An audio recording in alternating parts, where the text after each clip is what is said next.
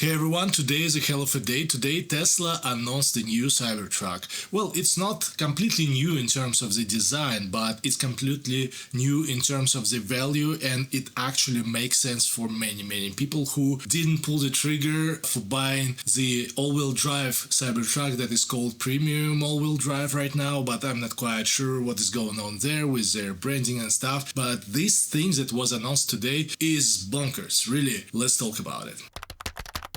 To put it in the perspective and how important it was, you need to understand that Tesla had another attempt to cut the price of the Cybertruck, and the result was the rear-wheel drive version of the truck that was, I would say, disliked by many people, even by the worst or the best, depends on your views, Tesla fanboys, because it was such a ripped-off version of a Cybertruck that nobody got it. First of all, the price tag. It was $69,000. The price difference just 10 grand in between of the all-wheel drive version that had, well, almost everything, and the version that had almost nothing. Hell, it didn't have even outlets in the back of the truck, in the bed. And it's kind of weird because the truck is promoted for working people, like you can plug your tools and work everywhere, blah blah blah. No, you can't, because they cut it out. And it was weird. No need to say that this version flopped very badly. Nobody were buying it, and Tesla cancelled all the sales and removed from the website just a few weeks after they started selling this thing. It was bad. But today is different. Today Tesla announced their dual motor all-wheel drive version of the Cybertruck, and yes, you heard it right, all-wheel drive, not a rear-wheel drive version that flopped, and the price is $59,000.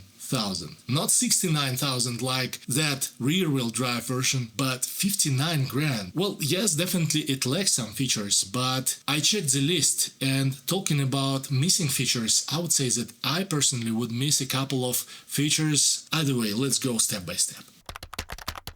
Let's talk about similarities, and similarities in this truck are quite simple. First of all, it's all-wheel drive, it's not rear-wheel drive, it's exactly what people wanted, and it also means that probably the rear-wheel drive version is somewhere on horizon, and it will be even cheaper, which is absolutely great, and I can't wait to see the $49,000 version of a Cybertruck, even though it's going to be a rear-wheel drive, which is okay for many people, I guess. Another thing that stays the same is 325 miles of range, and 325 miles of range is great, because considering that we have here a budget version of a Cybertruck, it has the same amount of range as the premium all-wheel drive version of the Cybertruck, and if you think about it, you have the same battery, 123 kilowatt hour battery for your convenience, and it's enough for almost everything. And if you think about it this way, it's quite the same range as the range of a Model Y per se, that is probably the best family car in the world right now, and it's not just based on my judgment.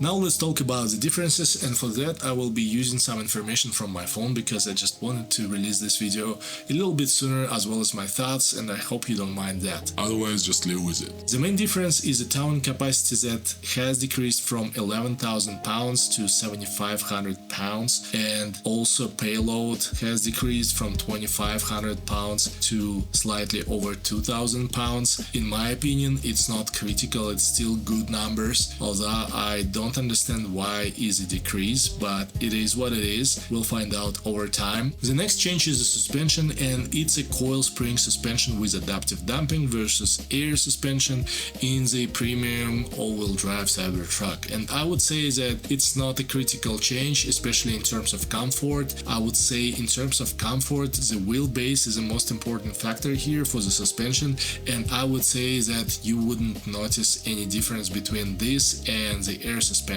More than that, I would say that the most comfortable suspension besides the Cybertruck that I've ever experienced in any Tesla was a Model Y, which is a coil suspension, and I think it's the most comfortable suspension in any existed Tesla besides the Cybertruck, but simply because the wheelbase of the Cybertruck is so huge that it feels so soft. And it's not about my butt receptors, they are not different than yours. I tried all other Teslas, I don't know what they did with the coil suspension suspension in a Model Y, but it feels very, very soft. So unless you off-road a lot, unless you go for overlanding, unless you do it seriously, I wouldn't worry about it, because air suspension is a good thing for those things where it's applicable when you just need to drive and do some eventual off-roading. It should be enough. It has 9 inches of clearance. It should be good for almost anything. Another change is the wheels. It's 18-inch wheels instead of 20, and needless to say that it's easily upgradable. If you don't care about aesthetics, it's rather a good change, because it's going to be a softer ride for yourself, and also the wheels are lighter, means that you'll probably get a couple of miles of extra range. I would say that if you care about aesthetics, yeah, upgrade the wheels. If you don't, well, it's a cheaper trucks and cheaper wheels, so it is what it is. Another thing is textile seats versus premium interior, meaning versus vegan leather or whatever this material is called, and it's a personal preference. I would say that I like textile seats if they are done nicely. At least, at the very least, I can tolerate them, so it's not the biggest of a deal for me at all. I like nice seats. I like to put my body in a nice shaped seat, so it's not annoying for me to sit in a seat. Yeah, so not a biggie, I guess. For many it's not, for some probably, I don't know. The next difference is unfortunately a feature cut, and it's about the seats as well. So the rear seats are not heated anymore. The front seats stay heated, but they are not ventilated anymore as well. I think for me it's not really as important because I didn't use ventilation feature at all, but I think for people who live to the south it is quite important, and unfortunately it is a feature cut. Now the sound system, it's 7 speakers versus 15 previously, and I would say that for many people it's not such a big of a loss, although I would say that I can call myself audiophiles. I like good hardware and I like good music, and I like to listen to good music on really good speakers. I would say that Tesla sound system is close to perfect. It's not perfect, but it's very good. It's excellent, I would say. It's definitely a loss. So 15 speakers previously, 7 now. It will decrease the quality of the sound, but I would also say that for many people it's not as important, because statistically many people listen to the radio or they listen to podcasts and they don't listen to a very quality music in their cars. Is it important feature cut? I don't think so, but it's for you to decide.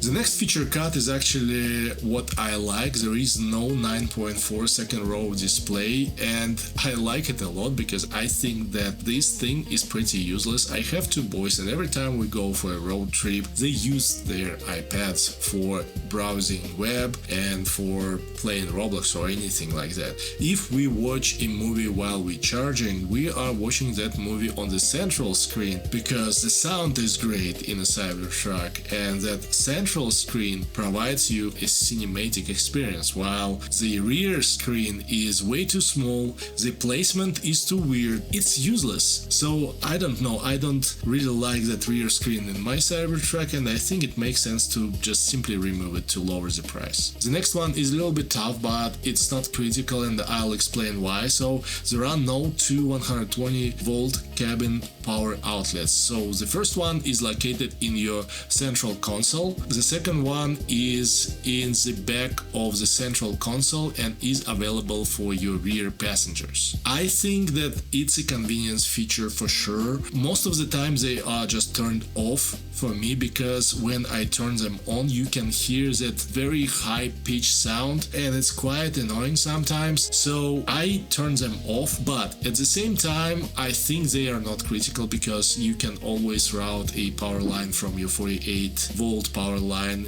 in the front of your truck into the interior and have that 110 volt outlet or 12 volt outlet. You can do that. It's quite a work to do to make it possible. It's definitely a feature cut. You decide either it's important for you or not. For me it's not really, because there are USB-Cs and they are powerful enough to charge your laptop, so we're good, I guess. The next one is quite a little bit different, but it's about the terms they use. They call it a motorized tonneau cover instead of the bolt bed, which was it called previously. I'm not quite sure what is the difference here. Probably it's just another term for the same feature. Maybe it's just a little bit less water protected or something like that. We will find out over time. It's just a speculation, so there is no any confirmation. We will see.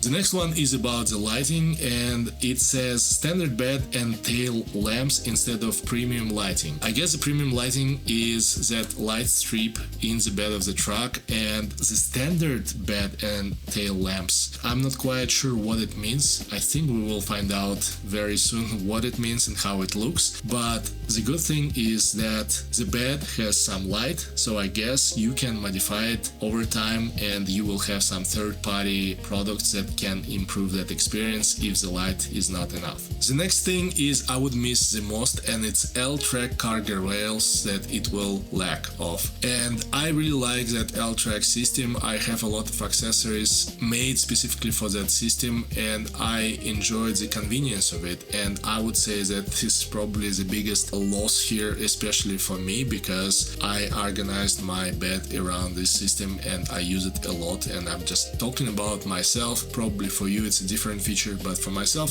it's definitely L-track, and I hope Tesla will be providing some kind of retrofit for those who want to pay some extra and get L-track cargo system in their truck. Either way, this version of the Cybertruck, in my opinion, is amazing. It has an amazing value for the buck, and well, if I was choosing a Cybertruck these days, I would definitely consider this version simply because of the value of how much it provides you for your money. And before we end this video, I would like to mention that if you have any questions about your Cybertruck or accessories, we created a small real-time chat for Cybertruck owners on the Pi Messenger platform that we are making for small communities like ours.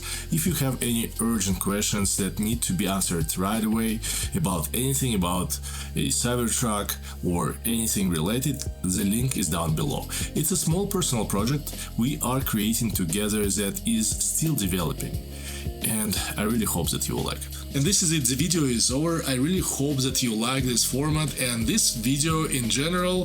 If you do, consider liking down below something and disliking down below something. Just show some reaction and all that. See you later.